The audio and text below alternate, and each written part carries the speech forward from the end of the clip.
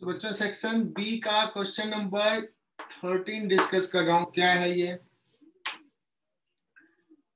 2 balls of mass 100 gram and 250 gram connected by a stressed spring. ये spring stretched है and placed on a smooth table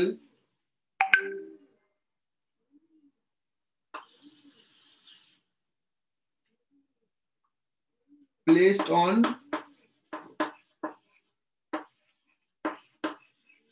बहुत ही simple सा सवाल है।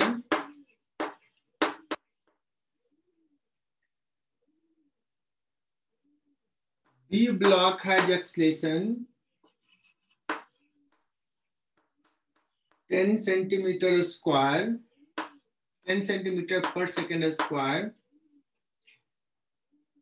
है ना? What is the magnitude and direction of initial acceleration of ball A? इसका acceleration किधर होगा? तो मुझे लगता है कि ये सारे बच्चे कंफर्म होंगे कि A का एक्सेलेरेशन टुवर्ड्स ईस्ट होगा, है ना? और अगर इसको छोड़ दिया है, कोई एक्सटर्नल फोर्स नहीं है, तो ACM क्या होगा बच्चों? 0 होगा कि नहीं? बिकॉज एक्सटर्नल फोर्स नहीं है मानसी। तो ACM क्या होता है? M1A1 plus M2A2 divided by M1 plus M2। अब इसका मास दिया है 100 ग्राम, ग्राम में ही रहने देते हैं। A1 निकालना है प्लस M2 250, A2 तो पता है कितना है 10, किधर है? माइनस आई कैप में है, इसको आई कैप ले लेता हूं, इसको इधर minus i cap, that is equal to 0। I hope कि ये सबको समझ में आ गया। A1 will be 250 by 100 into 10 I cap, 10 centimeter per second square I cap. Is it clear? Sir.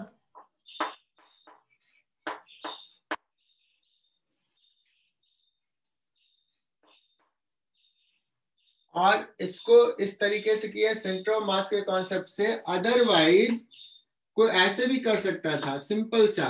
इसको कौन एक्सलेट करा रहा है? kx।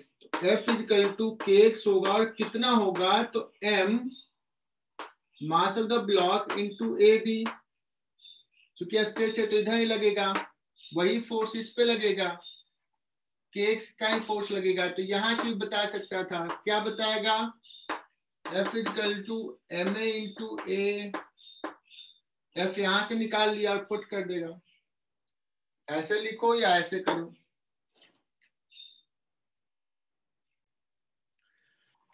राशि, ये तो सिंपल सा सवाल है।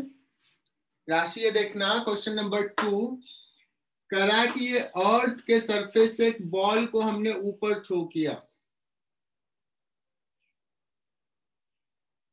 ठीक है ना?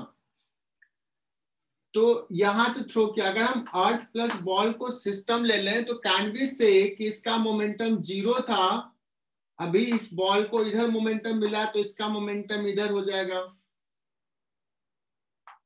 तो earth will gain velocity in this direction v, और ये v0 से थ्रो किया। लेकिन इसका मास m, इसका मास कैपिटल M E, है ना? मोमेंटम कंजर्वेशन से बोलेंगे mv0 is equal to capital M E V opposite direction में होगा। समझ में आया? जितना मोमेंटम इधर उतना मोमेंटम इधर। लेकिन तुम्हें पता है कि मास ऑफ द ब्लॉक के कंपैरिजन में मास ऑफ द अर्थ कितना बड़ा है? बहुत बहुत बड़ा है। M is much larger than M, so V is almost 0। लेकिन अगर कोई सवाल पूछ ही दिया तो ये रेस्ट में तो नहीं रहेगा, नेग्लिजिबल वेलोसिटी से जाएगा, बट जाएगा इधर। तो हम सेकंड सवाल में देखते हैं, कह रहा है कि if ball is thrown upward from the surface of earth during the upward motion, है ना, पहला option, the earth remains stationary, wrong. आगे बढ़ते हैं सेकंड सवाल पे, the ball remains stationary while earth moves downward, नहीं, बॉल तो ऊपर जा ही रहा है. The ball and earth moves towards each other, नहीं, the earth and ball moves away from each other, ये इधर जा रहा है और ये इधर जा रहा है ना. लेकिन इसका सेंटर ऑफ मास क्या होगा? अनचेंज्ड रहेगा. अनचेंज रहेगा. Centre of mass will remain stationery, है ना. और बच्चों एक और सवाल बताता हूं, ये बड़ा फेमस सवाल है मेडिकल बैच.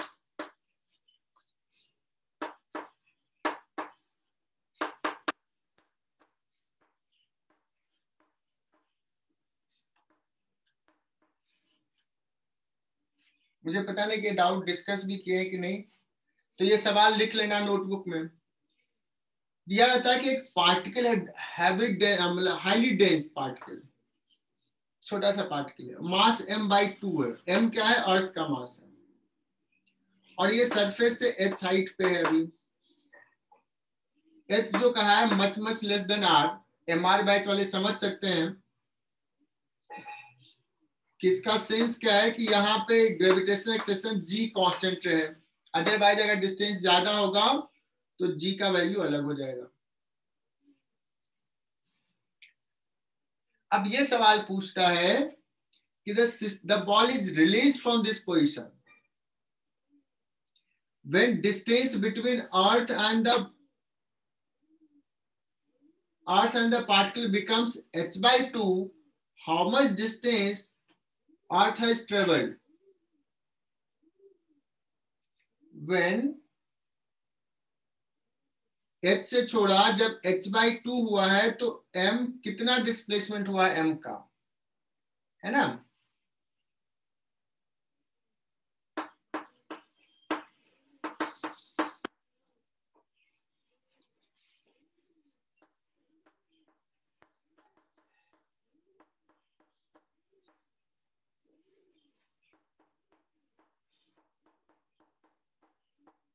ये लिख लो सारे बच्चे अपने नोटबुक में.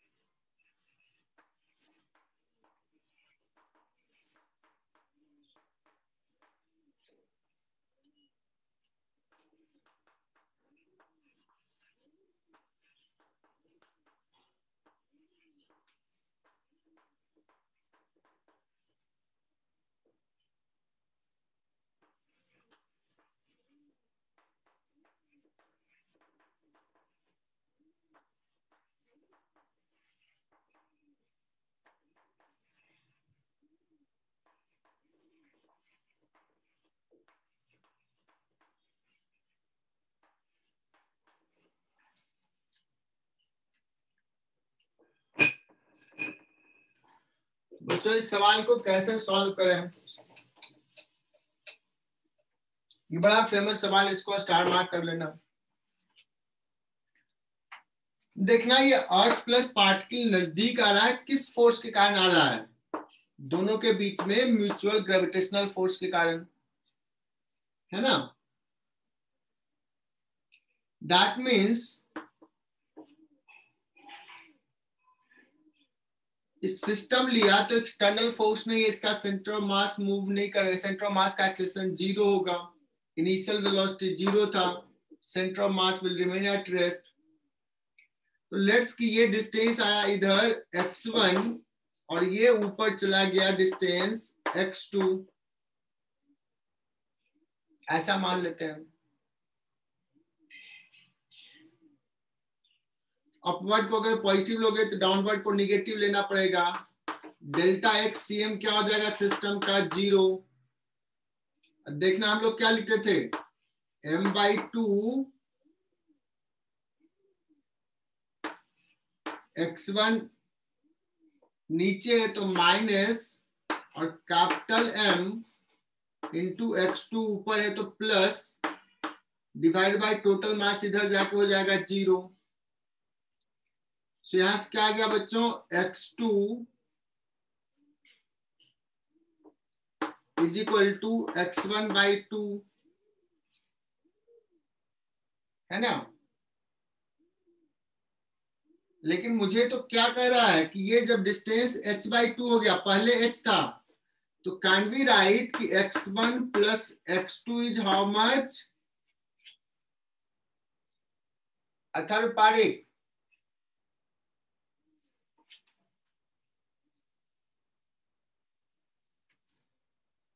हर्षल महाजन,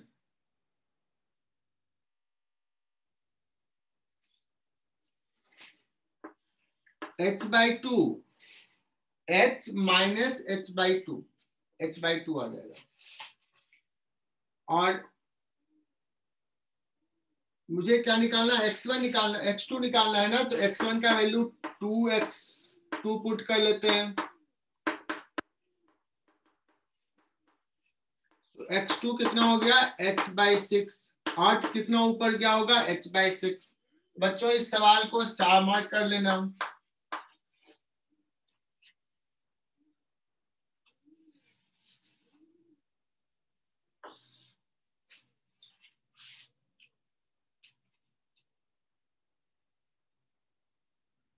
और अगर पूछा जाए व्हाट विल बी द, इसी में दूसरा सवाल, what will be velocity of particle when distance between the two becomes h/2। अभी हमने पूछा था डिस्प्लेसमेंट, दूसरे सवाल में पूछ दिया वेलोसिटी क्या है। क्या कोई बच्चा है जो मुझे हेल्प करेगा यहाँ सॉल्व करने में, कैसे सॉल्व करें?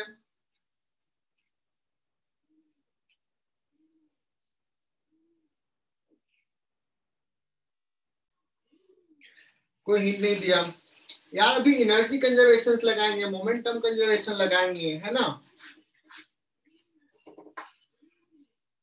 सो इसका मान लो वेलोसिटी हो गया v1, तो 8 का वेलोसिटी हो जाएगा v2। इनिशियल वेलोसिटी क्या था जब यहां पे था,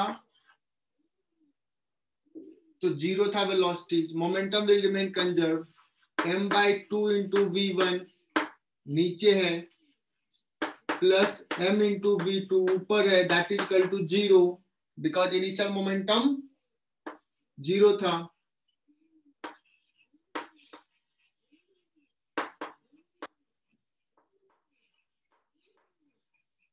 एक ही दिन में सब भूल गए क्या? तो यहां से क्या आ जाएगा बच्चों, v2 is equal to v1/2 आ गया, है ना। लेकिन इसमें तो v1 कितना है, v2 कितना है, ये तो दिया नहीं है। कहोगे सर अभी शुरुआत में इसके बीच का हाइट h था और बाद में हो गया h/2, तो शुरुआत में पोटेंशियल एनर्जी कितना कहेंगे, मास of the block g into h, है ना। और बाद इनिशियली mgh, बाद में mg h/2,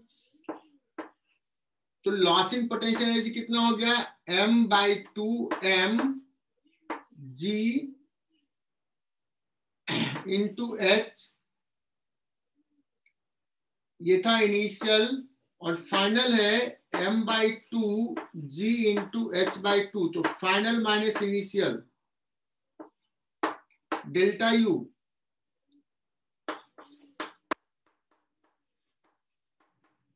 ये हो गया delta u, final minus initial, plus delta के half capital M into v2 square, earth का plus half capital M by 2 into V1 square particle का इनिशियली 0, तो this plus this is equal to 0,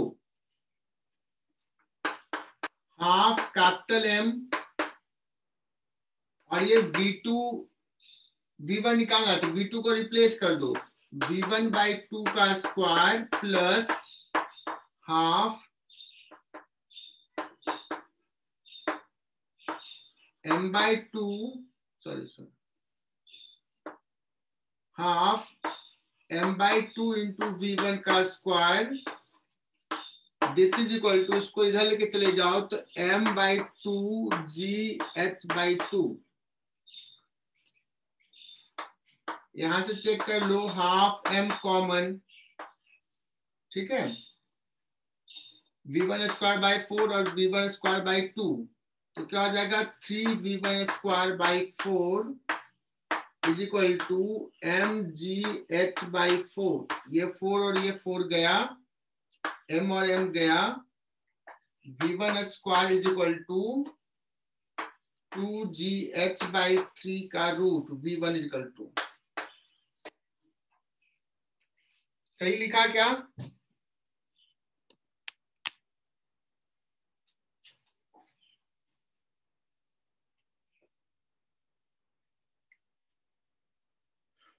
बच्चों ये बड़ा नहीं है, मैंने इतना टाइम लगा लिखने के लिए, तुम तो इतना कर लोगे जल्दी, क्योंकि तुम्हें प्रोसेस पता है क्या करना है, एक मोमेंटम कंजर्वेशन और एक एनर्जी कंजर्वेशन, और हमने ऐसे लिखा फाइनल माइनस इनिशियल, तुम डायरेक्टली लिखोगे MGH बाई 2 कम हुआ है, जो कम हुआ है एनर्जी पोटेंशियल वो काइनेटिक में जाएगा, ठीक है।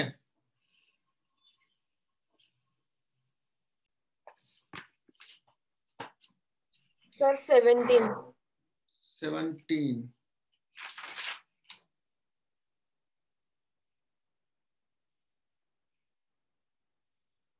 ये तो पिटाओगे तुम लोग, 17 पूछते हो तो, जो सवाल करवा चुके हैं उसमें तुम लोग पूछते हो, और ये पूछा कौन सा है, चैतन्य ने भी पूछा है, चैतन्य ये सवाल कराया हुआ है, सवाल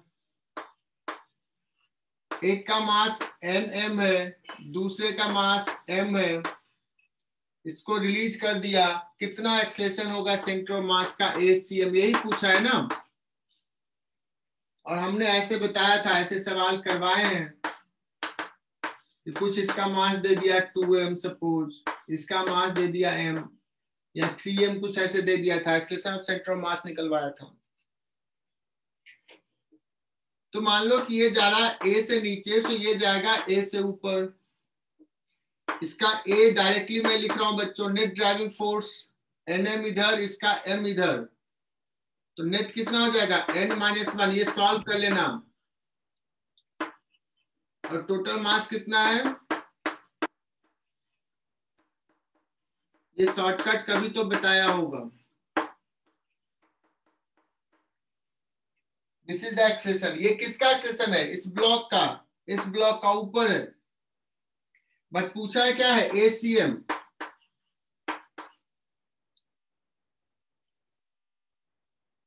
ACM क्या होता है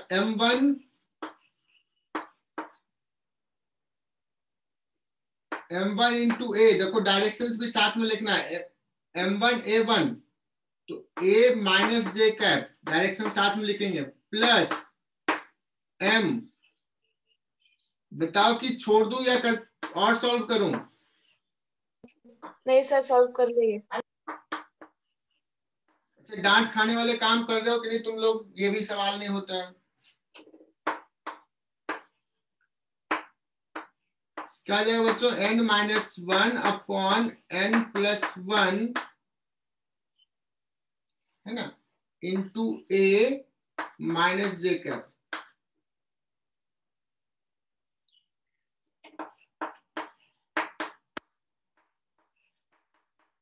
मेडिकल वाले बच्चे, कुछ बच्चे तो कुछ कोचिंग में इसको रटवा देते हैं,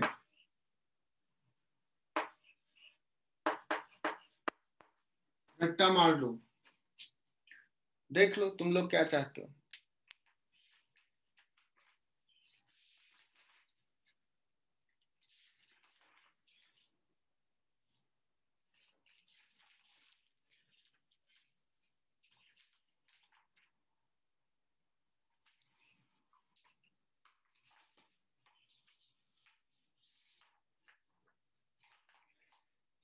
अब सुनना करा कि there is a particle of mass 4m which is at rest explodes into 3 fragments. 2 of the fragment each of mass m found to move with a speed v each. अब एक मास 4m का था और ये एक्सप्लोड किया तो क्या बना, m मास का इधर गया, एक m मास का म्यूचुअली परपेंडिकुलर डायरेक्शन में इधर गया है, और एक बचा पार्टिकल जिसका मास सर्टेनली 2m होगा बिकॉज टोटल मास 4m है। तो टोटल मोमेंटम 0 रखने के लिए इसका वेलोसिटी कितना होगा, किस डायरेक्शन में होगा, तो इधर का अगर मोमेंटम कंजर्व करेंगे तो इसका इस डायरेक्शन में वेलोसिटी v/2 आना चाहिए, और इधर का जब करेंगे तो इसका इस डायरेक्शन में v/2 आना चाहिए। क्यों v/2 आएगा, बताओ आगे क्या, m into V equal to 2m into v dash, v dash v/2 आ जाएगा। अब पूछा total energy of the explosion, तो कितना kinetic energy, half m v square, इसका kinetic energy half m into v square, इसका kinetic energy half into 2m, और इसका स्पीड कितना है vx square plus vy square.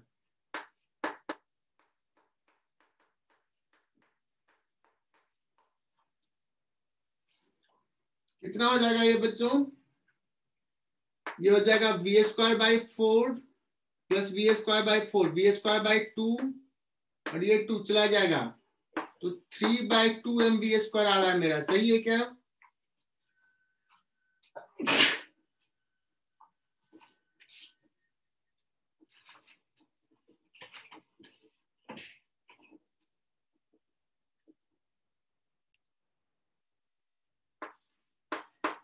Twenty seven सवाल,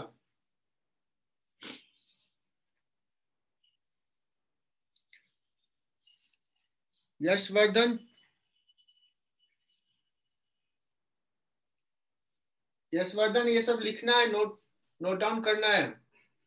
yes sir लिख रहा हूँ। बुकलेट है तो 27 खोलो और समझो कि कैसे करें इसको।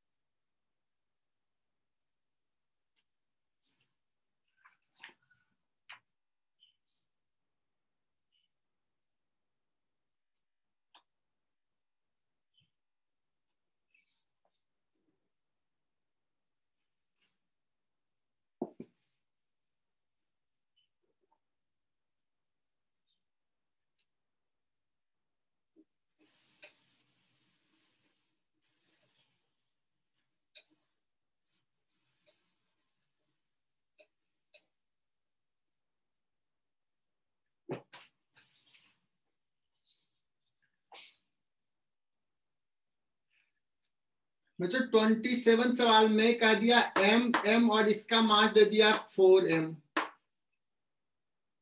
पूछ रहा है कि रेस्ट में था, एक्सप्लोड क्या, एक गया v से, ये गया v से, तो ये 4m किधर जाएगा, कितने स्पीड से जाएगा, तो इस 4m का एक वेलोसिटी इधर भी होगा, एक इधर भी होगा,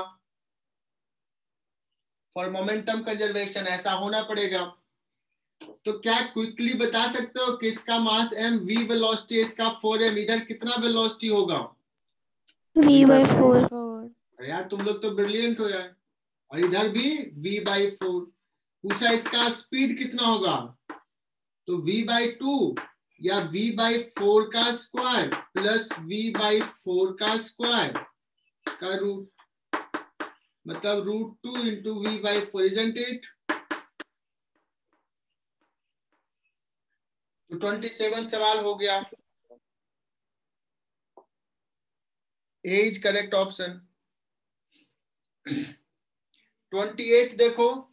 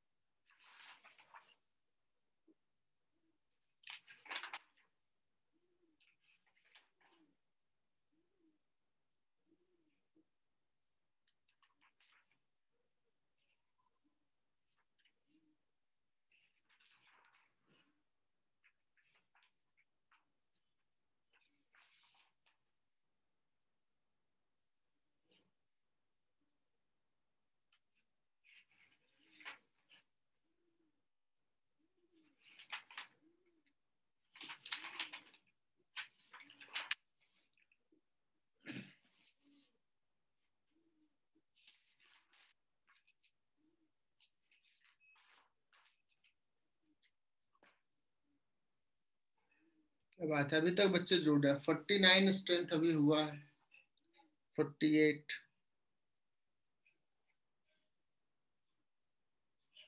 अंकित मापसी, बहुत बढ़िया। मैं तुम्हारा इंतजार कर रहा था, कितने बजे आता है अंकित?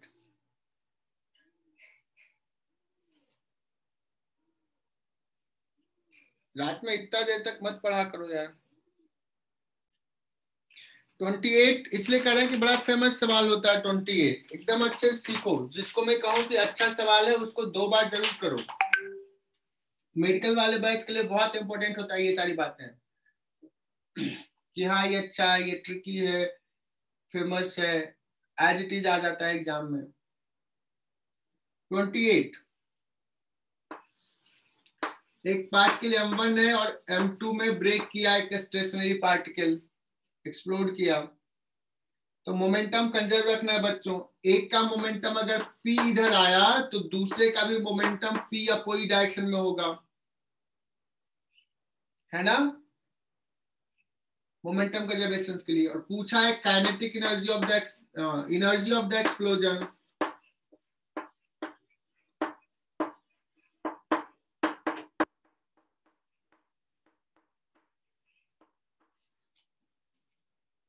एनर्जी ऑफ द एक्सप्लोजन का मतलब फ्रैगमेंट्स का total kinetic energy, kinetic energy of particle m1 plus kinetic energy of particle m2, p के टर्म में बताना है। तो कहोगे सर काइनेटिक एनर्जी तो होता है हाफ mv²। ये मैंने शायद कभी बताया होगा, नहीं बताया तो देख लो। क्या इसको ऐसे लिख सकते हैं बच्चों, m²v², m मल्टीप्लाई कर दिए, 2 नीचे है, क्या ये सही लिखा? क्या जिसने नहीं लिखा होगा अभी तक तो ऐसे लिख लेना नोटबुक में, बहुत ही फेमस वे ऐसे लिखने का। ये क्या है, मोमेंटम है। तो काइनेटिक एनर्जी इक्वल टू लिख सकते हैं p²/2m। ये याद कर लो अगर नहीं याद किया अभी तक तो।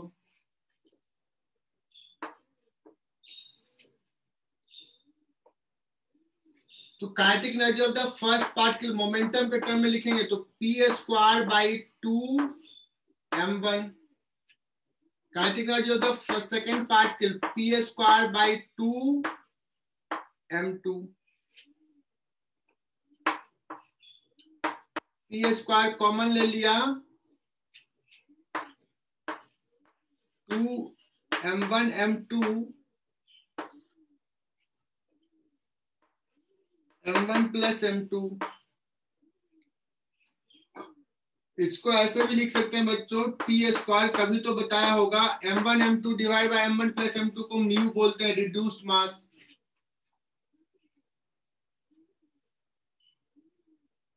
So which option is correct? Third. So साक्षी तुम्हारे सवाल पे आते हैं.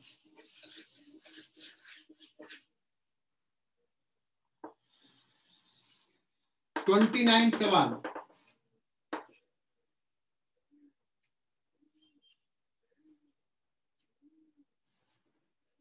$29 सवाल में कह रहा है कि there is a train which is moving on a circular path or its length is half of the circumference.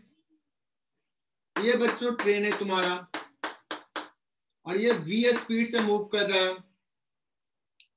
अगर मैं पूछूं कि इसका एंगुलर वेलोसिटी कितना होगा तो कहोगे सर बहुत ही सिंपल v/r.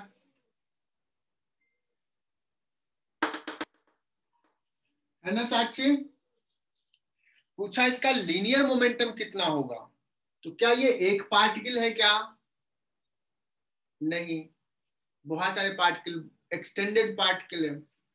तो इसका लीनियर मोमेंटम अगर लिखना है तो क्या लिखेंगे? Mass into VCM, centre of mass का velocity. This is the linear momentum. कहोगे सर इसका सेंटर ऑफ मास कहाँ है? इसका सेंटर ऑफ मास यहां से कितना डिस्टेंस पे है? मैं तो भूल गया यार, कोई बताओ. दर्शिता जैन, हाफ रिंग का सेंटर ऑफ मास.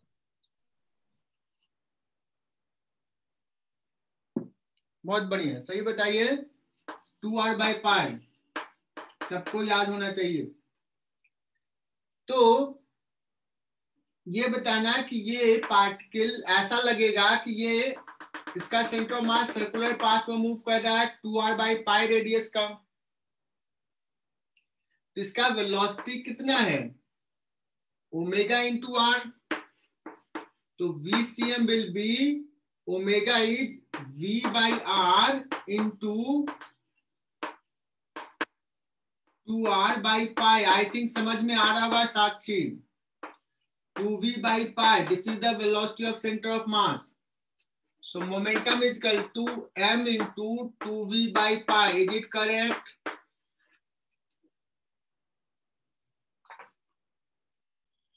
चलो अब थ्योरी आगे बढ़ाते हैं.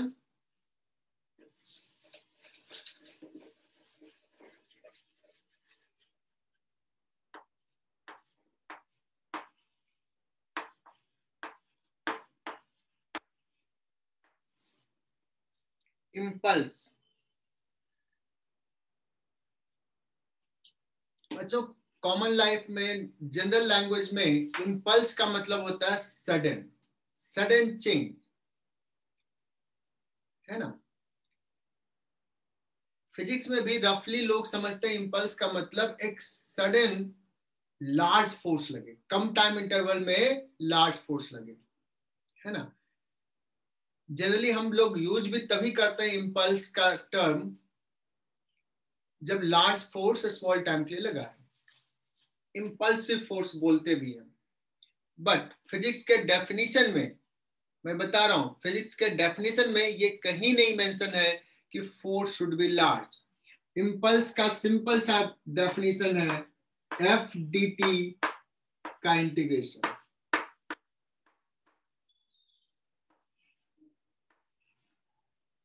लिख लो, impulse is equal to F dt का इंटीग्रेशन. इसमें बहुत कंफ्यूजन होता है.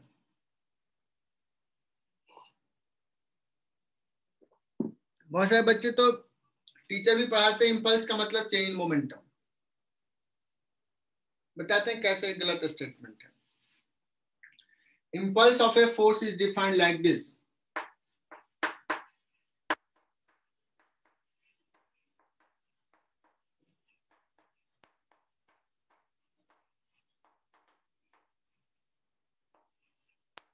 Impulse of a force is defined as this. Impulse is a vector quantity. अगर कोई पूछे कि F और dt के बीच में ये कौन सा मल्टीप्लीकेशन है, वेक्टर या स्केलर मल्टीप्लीकेशन, डॉट प्रोडक्ट या क्रॉस प्रोडक्ट?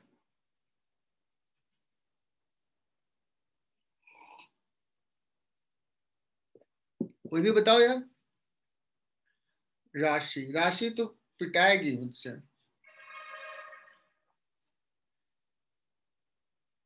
सृष्टि कहाँ थी? बहुत शुरू से अटेंड कर रही हो क्या? राशि ये न डॉट प्रोडक्ट है ना क्रॉस प्रोडक्ट है, ये है multiplication of A vector by a scalar quantity. ठीक है,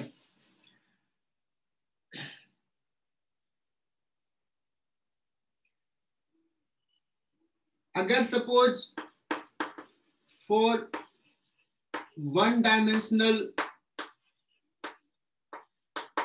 केस, जब फोर्स एक ही डायरेक्शन में लग रहा है तो उस केस में सिंपली आई इक्वल टू क्या बोल देंगे, F D T, vector sign देने की जरूरत नहीं है, मतलब वन डायमेंशनल रहेगा तो प्लस माइनस से हम साइन दिखा देते हैं। जनरली कभी कभी फोर्स वर्सेस टाइम ग्राफ दिया रहेगा,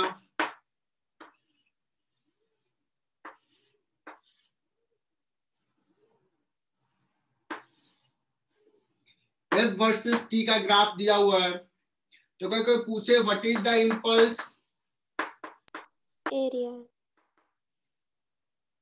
तो area under F T graph,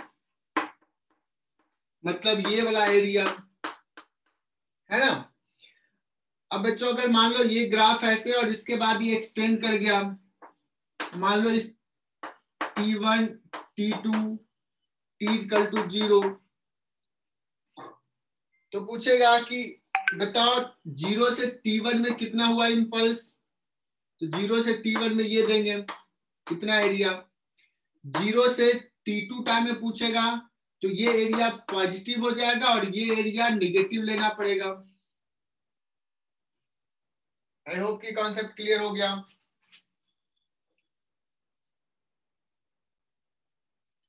अब बताना, अब आते हैं यहां पे Newton's law. Newton second law, actually Newton second law ने क्या बताया था, resultant force is equal to dp by dt, ये न्यूटन्स लॉ था। So dp is equal to F R dt, इसको इंटीग्रेट कर लो। इसको क्या बोलेंगे बच्चों, ये रिजल्टेंट फोर्स है, तो किसी बॉडी पे रिजल्टेंट फोर्स का impulse, that means impulse of the net force,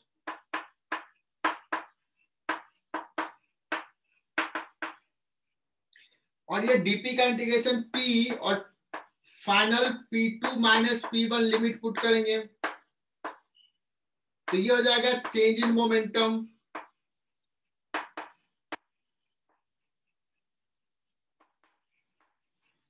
अब समझना इसको, impulse equal to change momentum definition नहीं है, बहुत सारे टीचर ऐसे पढ़ाते हैं, impulse equal to change momentum definition नहीं है, इंपल्स इक्वल टू डेफिनेशन ये है, but impulse of net force या नेट इंपल्स, नेट का मतलब सारे फोर्सेस का इंपल्स, equals to change in momentum आता है। तो change momentum of a body equal to क्या हो जाएगा बच्चों, नेट इंपल्स। तो ये आई होप कि ये समझ में आ गया होगा कि ये क्या है। अपूर्व बच्चों छोटा सा सवाल ले रहा हूं, a particle of mass 2 kg at rest initially is acted upon a force whose net force, whose graph with time is given, ये ग्राफ दिया हुआ, find velocity at t is equal to 10 second, find velocity at t is equal to 20 second, क्या होगा। कहोगे sir बहुत ही simple सा F और T का ग्राफ दिया है ना। तो हमें पता है इम्पल्स, ये चूंकि रिजल्टेंट फोर्स है, नेट फोर्स है, इम्पल्स इक्वल टू हो जाएगा चेंज इन मोमेंटम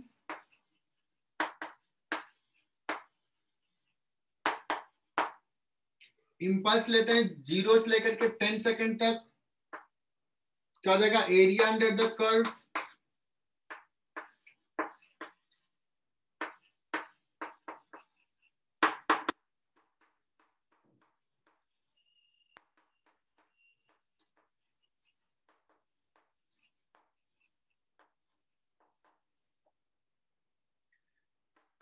यहां से देखो ये 20 into 10, 20 into 10 that is equal to m, 2 into v निकालना है माइनस इनिशियली 0, तो v इक्वल टू कितना आ गया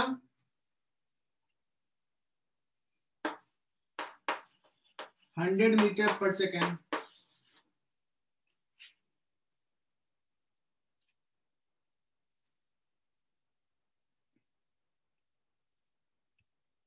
सिमिलरली अगर इतने का पूछता तो ये भी एरिया ले लेते हैं और निकल जाएगा।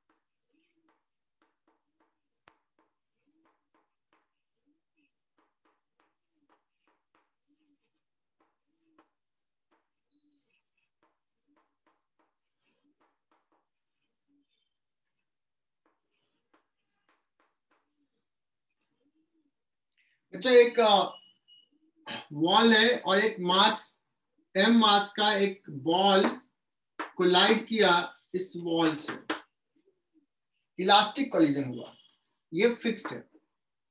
सो तुम कहोगे सर इसका वेलोसिटी v आफ्टर कोलिजन इधर हो जाएगा, पढ़ चुके हैं। मैंने पूछा ये दीवार जो है इस पे फोर्स लगाया होगा, हम फोर्स नहीं पूछ रहे हैं, हम पूछ रहे हैं कितना इंपल्स लगाया, व्हाट इज द इंपल्स, है ना। तो यही एक फोर्स लगाया था, तो इंपल्स इज इक्वल टू वाली एक फोर्स लगाया और कोई फोर्स नहीं लगाया, तो net impulse comes out as change momentum.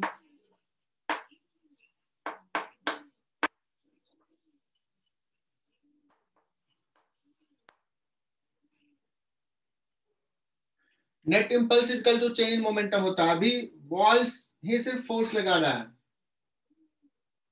Impulse by the wall is equal to क्या हो जाएगा mv, पहले इधर था और बाद में इधर हो गया mv minus i cap final, और इनिशियल mv आई कैप कितना हो जाएगा 2mv minus i cap. Clear, that means दीवार ने इस पे 2mv का इंपल्स लगाया।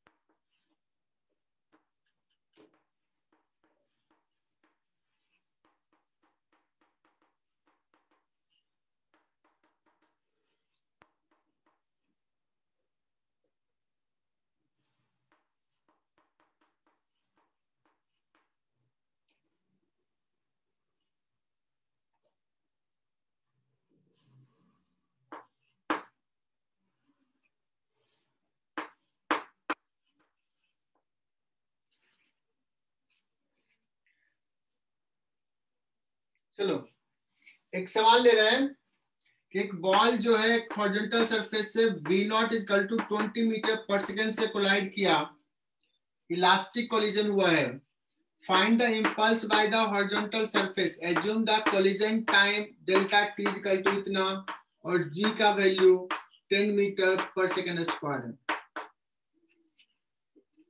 ठीक है,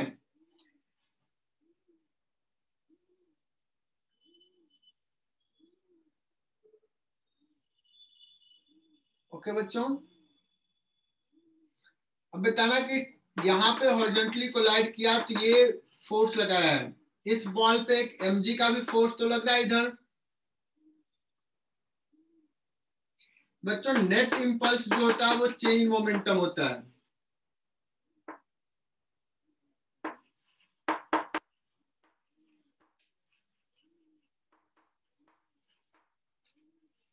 net impulse he change in momentum. क्योंकि सर नेट इंपल्स में सिर्फ दीवार ही तो लगा रहा है, नहीं mg भी लगा रहा है, सॉरी ये सरफेस भी लगा रहा है और ग्रेविटी भी लगा रहा है, अर्थ। लेट्स की इसने लगाया n फोर्स ऊपर, तो n ये सरफेस लगाया है और mg नीचे लगाया है, तो नेट फोर्स इतना लगा है बच्चों इस बॉल पे, किधर, अपवर्ड डायरेक्शन में। तो नेट इंपल्स हो जाएगा n minus M G into D T.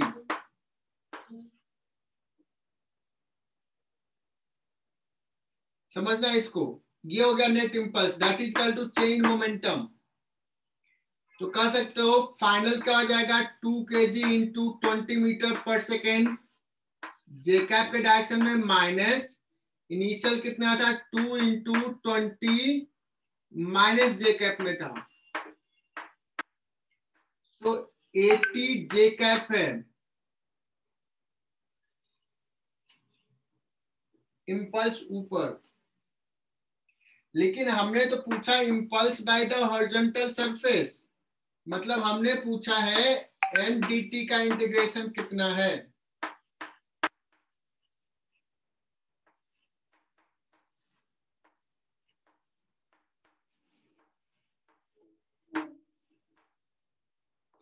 और इंपल्स का यूनिट क्या हो जाएगा, Newton second.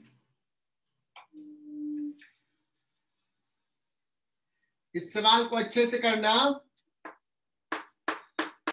Impulse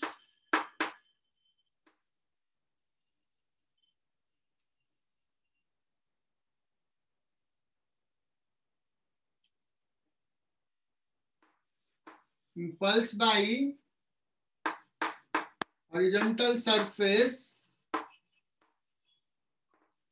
equal to, ये इधर चला जाएगा 80 प्लस, अब देखो mg तो कांस्टेंट है, 2 इंटू जी 20 हो गया बाहर, dt का इंटीग्रेशन डेल्टा टी क्या आ जाएगा 80 plus 20 into delta T is how much 0.05,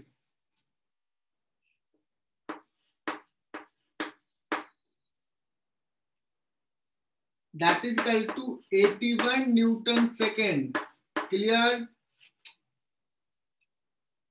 अब अपूर्व पाटिल, बाकी बच्चे ध्यान से समझना, अगर पूछा impulse by the horizontal surface और एक ऑप्शन दिया है 80, एक ऑप्शन दिया है 81, एक ऑप्शन दिया है 85, एक ऑप्शन दिया है 100 काइंड ऑफ थिंग, तो हम 81 पे टिक करेंगे। लेकिन अगर एक ऑप्शन दिया है 80, एक ऑप्शन दिया है 85, एक ऑप्शन दिया है 90, एक ऑप्शन दिया है 100, तो किस पे टिक करेंगे, 80। मेडिकल में 90% चांस है वो जब पूछेगा तो वो 80 वाला ही पूछेगा, 90% चांस है, उसमें 81 ऑप्शंस नहीं होगा। लेकिन 10% ये चांस है कि थोड़ा टफ पूछेगा तो ये भी देगा, मतलब 80 दे रहा है, मतलब mg के इंपल्स को नेग्लेक्ट कर रहा है, बट अगर mg के इंपल्स को काउंट करेगा तो थोड़ा सा ज्यादा होगा, है ना। तो ये बता दिया हूं मैं।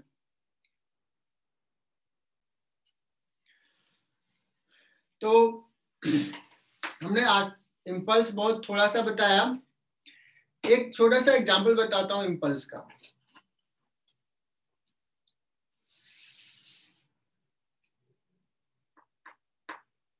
अभी हमने बताया था बच्चों एनडीटी जो आया था, इसका एनडीटी का इंटीग्रेशन पिछले सवाल में वो कितना आया था, 81 न्यूटन सेकेंड,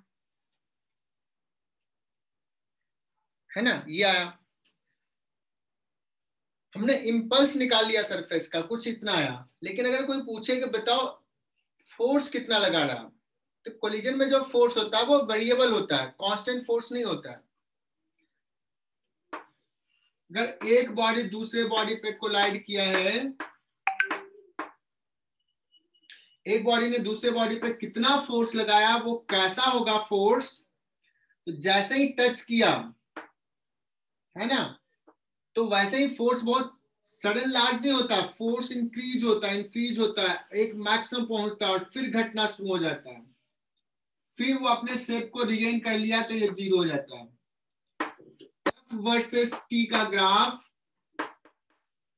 फॉर कोलिजन ऐसा होता है ना। और ये जो एरिया है वो एरिया क्या बताएगा, ये क्या है, force of one body on another body, another colliding body. So area will be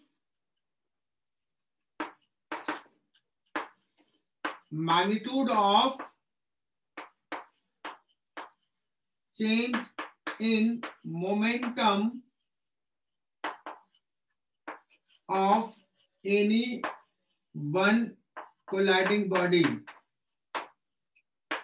दोनों में से किसी एक का, किसी भी एक का मोमेंटम चेंज इधर होगा तो दूसरे का इधर होगा, अपोजिट डायरेक्शन में होगा।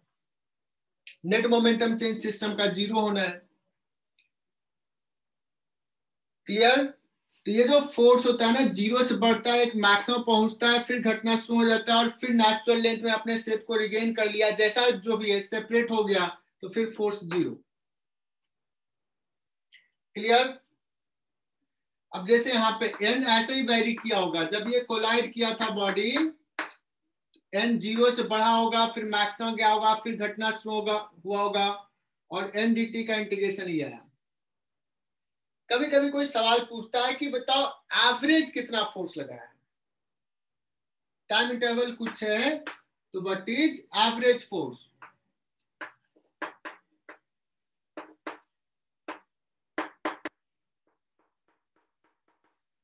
अगर कोई एवरेज फोर्स पूछ दे तो उस केस में एन को बाहर ले लो, एन एवरेज इंटू dt का integration delta T, that is equal to क्या ले लेंगे, पिछले सवाल में सॉल्व कर रहे हैं 81, तो एन एवरेज कितना हो जाएगा यहां से 81 upon delta T 0.05 Newton second, और नीचे भी सेकेंड ये जाएगा, ये कितना आ जाएगा बच्चों 81 इंटू 20, है ना, 1620 न्यूटन फोर्स लगा है। हालांकि टाइम इंटरवल हमने थोड़ा बड़ा लिया है, टाइम इंटरवल इससे भी छोटा होता है, मैंने जो 0.05 लिया ना, और भी छोटा 0.01 होता है, इस रेंज में होता है। अगर इतना लोगे तो ये और ज्यादा हो जाएगा, ये 8000 न्यूटन के आसपास आ जाएगा। बताना mg कितना लग रहा था, मेयरली 20 न्यूटन। इंपल्स किस रेंज में आ जाएगा 8000 न्यूटन, mg के कंपेरिजन में बहुत लार्ज, है ना। तो जब हम कोलिजन्स की टाइप की बात करते हैं तो mg जैसे फोर्सेज को हम नेग्लेक्ट करते हैं, mg जैसे फोर्स के इंपल्स को नेग्लेक्ट करते हैं कि mg छोटा सा फोर्स है, टाइम इंटरवल बहुत कम होता है, तो उसका इंपल्स बहुत कम था, और एक लार्ज फोर्स लगता है जो कि तुमने देखा यहाँ पे। ये भी एवरेज है, हालांकि ये एवरेज आया, कुछ यहाँ का है, फोर्स तो इनफैक्ट इससे भी ज्यादा होगा, ठीक है। एंड दैट्स व्हाई एक छोटा सा एग्जांपल बताता हूं बच्चों कि अगर एक वुडन का कुछ प्लैंक है और तुम्हें एक इस पे कील लगाना है ना, तुम कितने भी स्ट्रांग हो, कहे यार तुम तो बहुत मजबूत हो, तुम तो बहुत स्ट्रांग हो, तो इस कील को हाथ से ऐसे दबा करके पुश कर दो, हो पाता है क्या? नहीं कर पाते।